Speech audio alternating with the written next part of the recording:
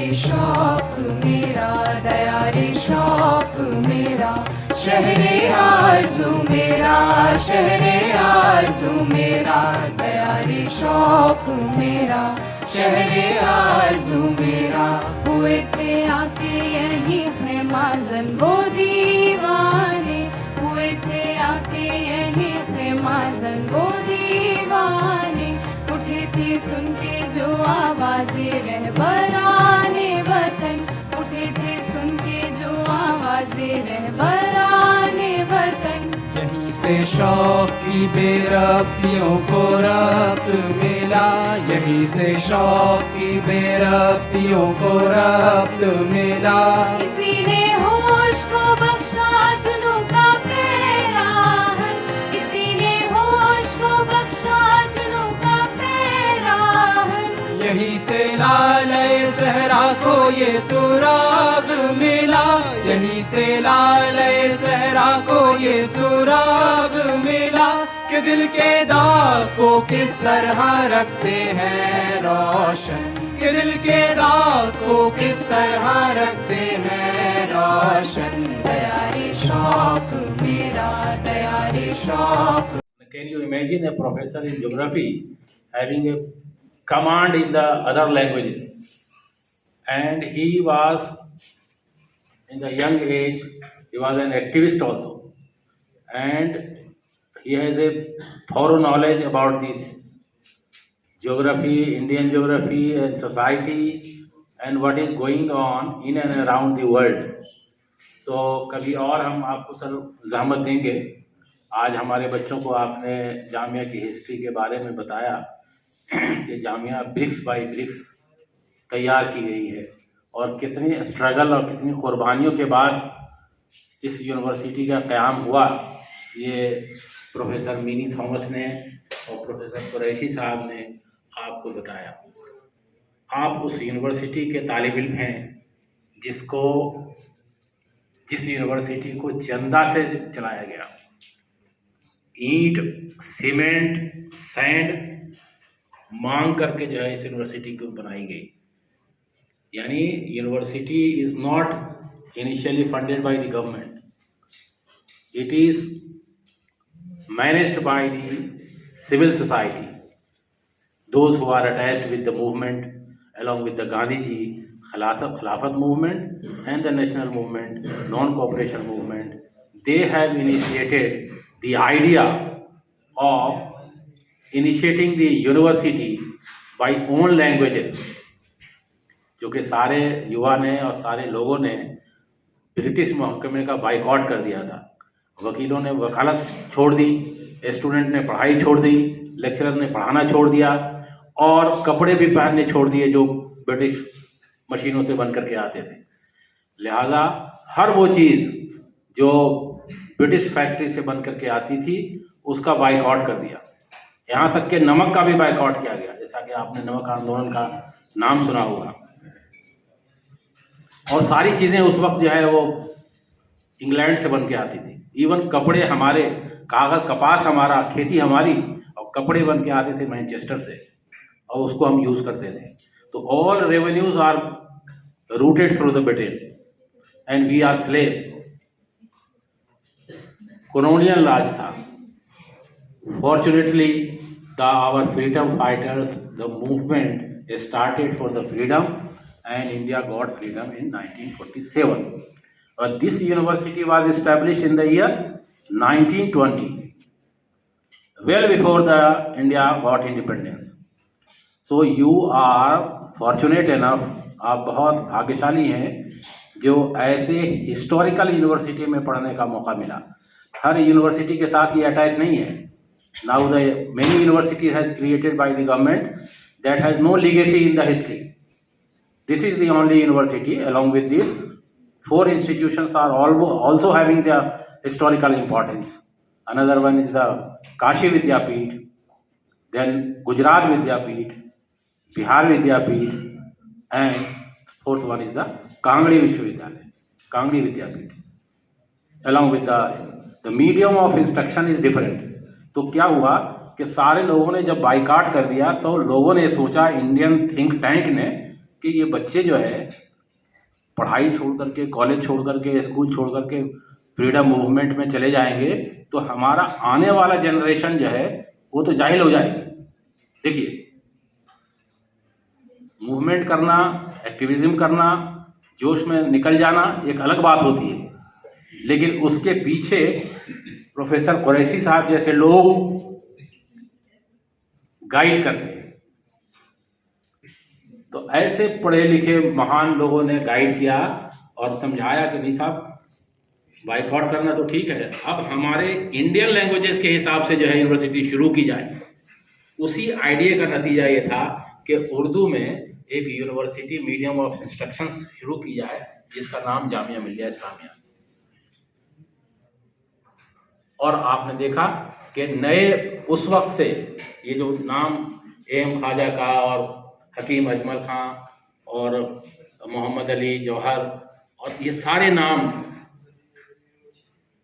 ऐसे हैं जिन्होंने अपनी तालीम बाहर से डिग्री लेकर के आए, यानी जाकिर हुसैन साहब हों या मुजीब साहब हों, जितना भी नाम आप फर्स्ट राउंड में सुनते हैं जो बानियाने जामिया के नाम से जाना जाता है, फाउंडर्स ऑफ जामिया, इन सब का नाम याद रखना भी ज़रूरी है। क्यों? क्योंकि उनकी सेक्रीफाइस की वजह से आज हम इस यूनिवर्सिटी में पढ़ रहे हैं या पढ़ा रहे हैं। तो क्या हुआ कि इन्होंने कहा कि नहीं साहब, हम इंडियन लैंग्वेजेस में पढ़ाएंगे, और इन्होंने बगैर पैसा लिए हुए पढ़ाना शुरू किया। 20 टीचर्स ऐसे थे जिन्होंने होल लाइफ डेडिकेट कर दिया कि we will teach our students without taking the single penny. उनका भी नाम जो है जामिया की हिस्ट्री में दर्ज है, उसको कहते हैं life member. So they are the life members of the Jamia who had dedicated himself to the cause of the education, Indian education। तब जाकर के ये यूनिवर्सिटी बनी है। 1920 में अलीगढ़ में कायम हुई, 1925 में करोल बाग, जो हकीम अजमल खां उस वक्त बड़े रिनाउंड वकील थे, गवर्नमेंट के जो है पैनल्स में उनका नाम था, हकीम अजमल खां का। तिब्बिया कॉलेज चलाते थे, एक कॉलेज चलाते थे, डॉक्टर के बड़े माहिर डॉक्टर थे। उनके पास पैसा था तो उन्होंने ऑफर किया कि साहब हमारे कैंपस में आ जाओ, क्योंकि अगर नहीं आएंगे कैंपस में तो जामिया वहीं ख़त्म हो गई होती। अगर हकीम अजमल खां नहीं होते तो जामिया जो है अपनी लास्ट लाइफ जो है अलीगढ़ में ही दफन हो गई होती। उन्होंने अपनी जगह दी और वहाँ पहला जो है दर्स जो है वहीं शुरू हुआ। ये जो आज बीएड देखते हैं, टीचर्स ट्रेनिंग का पूरे हिंदुस्तान में पहली मर्तबा एक इंस्टीट्यूट बना, वो तिब्बिया कॉलेज में बना, और जामिया मिलिया इस्लामिया उसकी डिग्री देती थी। यानी हमारा कंट्रीब्यूशन एजुकेशन में, तालीम में बहुत ज़बरदस्त है। सोचेंगे और पढ़ेंगे तब आपको पता चलेगा कि बुनियादी तालीम का कंसेप्ट यहीं से क्रिएट हुआ गया। टीचर्स ट्रेनिंग का, फॉर्मल टीचर ट्रेनिंग की इंस्टीट्यूट जो है यहीं से शुरू की गई। तब फिर सारे मुल्क में जो है टीचर्स ट्रेनिंग के इंस्टीट्यूट खोले इसके बाद ही। ऐसी ऐसी बहुत सारी ऐसी कहानियाँ, बहुत सारे ऐसे इंस्टांसेस मौजूद हैं कि जो जिसकी बुनियाद जामिया में रखी गई। जामिया में जो स्कूल है ये भी एक एक्सपेरिमेंटल स्कूल है। इसी के मॉडल्स में जो है दूसरे लोगों ने, चाहे वो डीपीएस हो, चाहे एक्स या वाई, जितने भी तरह के मॉडर्न स्कूल्स जो आप देखते हैं, जहाँ के सिलेबस देखते हैं और जहाँ के क्यूरिकुलम देखते हैं, जहाँ की पढ़ाई देखते हैं, जहाँ की फिलॉसफी देखते हैं, सब they are borrowed by the Jamia schools. इस स्कूल का इतना इम्पोर्टेंस है कि this school was created as a training ground for giving the training to the teachers, और पूरे हिंदुस्तान के टीचर्स जो है यहाँ आते थे। यानी उस वक्त भी जामिया जो है पैन इंडिया इसका पहुँच था। यानी साउथ के भी लोग थे और नॉर्थ के भी लोग थे, ईस्ट के भी और वेस्ट के भी, हर सूबे से, हर प्रांत के लोग दिल्ली आकर के पढ़ते थे एज ए स्टूडेंट, और पढ़ाने वाले भी हर जगह के थे। तो इसका नेशनल कैरेक्टर जो है वो शुरू से ही रहा है। तो this university is not belongs to any state, it is a national university, it is a central university. तो 35 के बाद जो है यहाँ जामिया शिफ्ट की गई, 25 में वहाँ आई और यहाँ उसके बाद उस वक्त जामिया जो है as a university from the first day, this is the distinction between the other university. बहुत सारे ऐसे स्कूल्स हैं जो बाद में यूनिवर्सिटी का दर्जा हासिल किया। हमारे साथ क्या है कि पहले ही दिन से we are established as a university, not as a school, not as a college. It was established as a university and till date is a university. इसीलिए ये बात समझने की बात है कि it was established by the. अब उसके बाद 35 के बाद जो है तो फंडेड बाय डिफरेंट पीपुल्स, जिसमें जमनालाल बजाज का भी बड़ा योगदान है यहाँ। उन्होंने भी बहुत सारे फंड जो है जामिया के, जब स्थिति फाइनेंशियल स्थिति खराब होती थी तो उन्होंने भी काफ़ी जामिया की हेल्प की। इसलिए जमनालाल बजाज का भी नाम इस यूनिवर्सिटी में, जैसे महात्मा गांधी जी का नाम एसोसिएटेड है क्योंकि वो फाउंडिंग फादर्स में थे, और बाद में सर्वाइव करने में जमनालाल बजाज का भी बड़ा योगदान है जामिया को चलाने में। 1962 में आकर के ये डीम्ड टू बी यूनिवर्सिटी बनी। देखिए, यूनिवर्सिटी का बनने का अलग अलग फेजेस होते हैं, तो जब आप पढ़ेंगे तब समझ में आएगा। डीम्ड यूनिवर्सिटी मतलब आधी सरकार की आधी प्राइवेट। पहले क्या थी? It was run by a trust known as Jamia Millia Islamia trust. जैसे एनजीओ बनाते हैं, ऐसे ही एक एनजीओ था। ये तालीम प्रोवाइड करने का एक एनजीओ था, उसका नाम था Jamia Millia Islamia trust. That was converted into a deemed university in 1962।